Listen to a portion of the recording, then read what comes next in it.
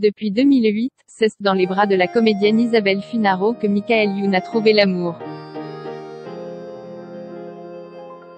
S'il s'aime aujourd'hui à la folie, il y a quelques années, le couple a été particulièrement ébranlé par une brève rupture. En effet, en 2017, les amoureux ont décidé de mettre un terme à leur relation. Avant de se retrouver 2 ou 3 ans plus tard.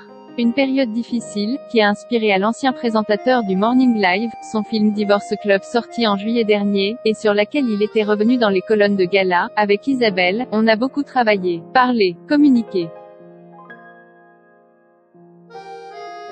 C'est dur d'ailleurs. Au bout de 10 ans de vie commune, on se dit des choses crues sur ce qui marche et ce qui ne marche plus.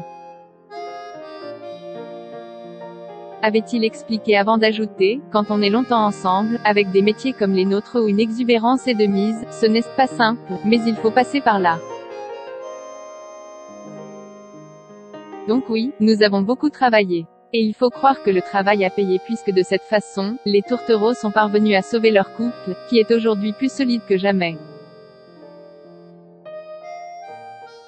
Après cette mauvaise passe, Michael Youn et Isabelle Funaro ont même accueilli leur premier enfant ensemble, en juillet 2019. Une petite fille qui répond au doux prénom de Stellar et qui comble les jeunes parents de bonheur. Oui, je me suis remis avec ma femme. On s'est séparés pendant je ne sais plus combien, 2 ou 3 ans, et puis on s'est remis ensemble et on a fait un bébé, voilà.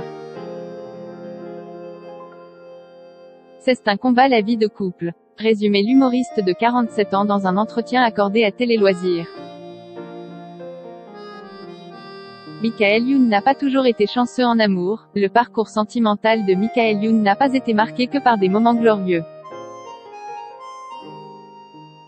L'interprète de Fatal Bazooka a déjà été confronté plusieurs fois à l'infidélité.